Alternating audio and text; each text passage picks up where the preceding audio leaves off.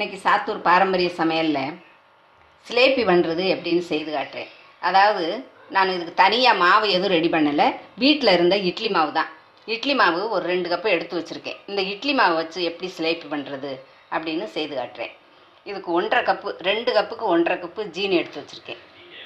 ஏலக்காய் தூள் கொஞ்சம், ஒரு கால் கப்பு கார்ன்ஃப்ளவர் மாவு, கொஞ்சம் கலர் பொடி, சிறிதளவு கலர் போட்டுக்கிறோம். நல்ல கலராக இருந்தால் தான் சிலேபி பார்க்குறதுக்கு அழகாக இருக்கும். அதனால் கொஞ்சம் கலர் பொடி. இப்போ தேவையானதை பார்த்துட்டோம். அடுத்து எப்படி செய்முறை அப்படின்றத பார்ப்போம். முதல்ல சிலேபி பண்ணுறதுக்கு மாவை ரெடி பண்ணிக்கிடுவோம்.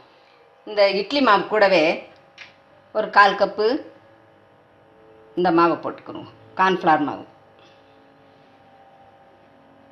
இதையும் போட்டு கொஞ்சம் கலரை கரைச்சி வச்சுருக்கேன். கலர் பொடியை இதையும் கொஞ்சம் விட்டுக்கிறோம்.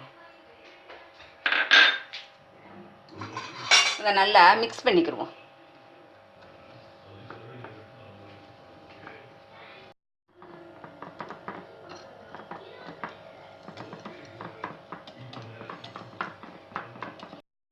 நல்லா கட்டி இல்லாமல் ஒன்று போல கரைச்சி எடுத்துக்கோங்க.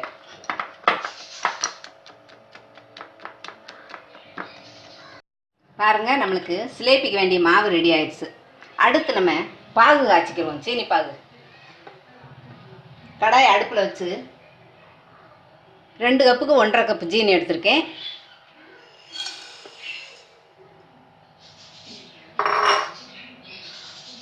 ஜீனி முங்குற அளவுக்கு தண்ணீர் விட்டுக்குருவோம்.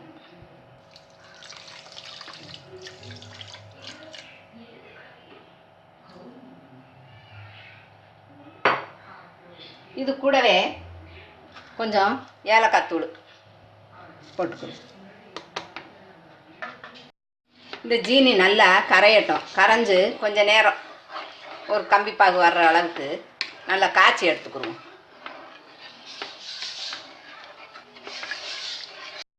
பாருங்கள், சிலேபி பண்ணுறதுக்கு நான் இந்த டப்பா எடுத்திருக்கேன். இந்த பாட்டிலு இது இந்த மூடியில் பாருங்கள் ஒரு ஓட்டை இருக்குது பாருங்கள்.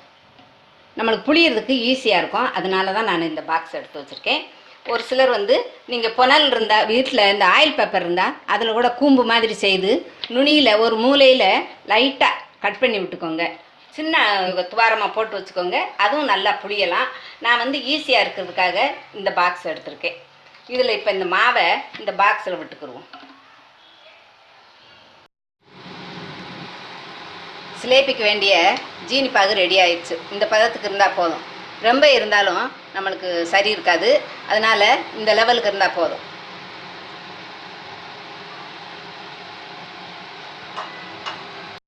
பாருங்கள், எண்ணெய் சூடாயிடுச்சு. ரொம்பவும் சூடாக இருக்கக்கூடாது. கொதிக்குங்களையுமே ஊற்றிடுங்க.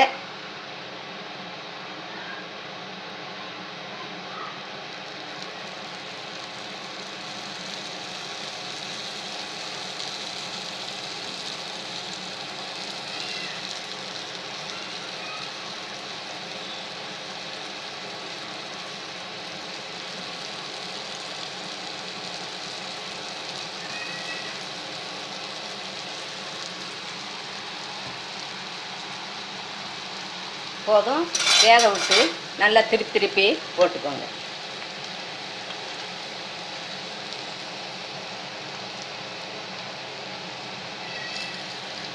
திருப்பி விட்டு 2 பக்கமும் நல்லா வேகட்டும்.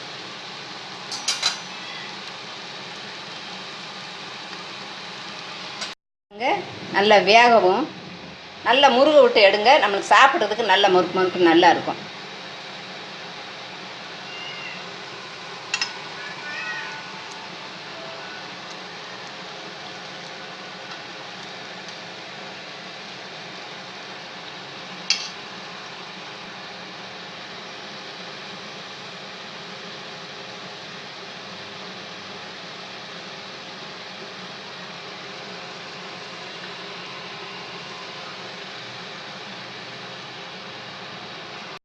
இதே மாதிரி இருக்கிற மாவு எல்லாத்தையும் ஊற்றி எடுத்துக்குவோம்.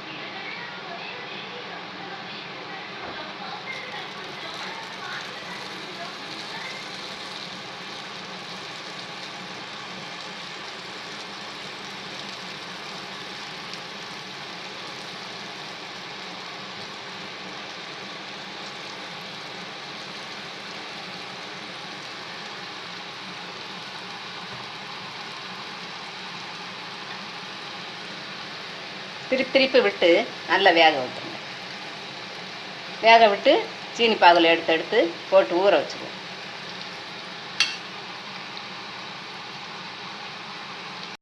பாருங்கள், இதே மாதிரி சுட்டு சுட்டு சீனி பாகில் போட்டு ஒரு 5 நிமிஷம் ஊறவும் எடுத்து வெளியில் எடுத்து சாப்பிட்றலாம். பாருங்கள், நம்மளுக்கு இட்லி மாவில் இப்போ சிலேபி ரெடி ஆயிடுச்சு. இதுக்கு ஒரு 5 நிமிஷம்தான் ஆகும். இட்லி மாவு இருந்தால் போதும், 5 நிமிஷத்தில் ரெடி பண்ணிடலாம். இதே மாதிரி நீங்களும் வீட்டில் செய்து சாப்பிட்டு பார்த்துட்டு உங்கள் ஃபீட்பேக் எழுதுங்க. நன்றி.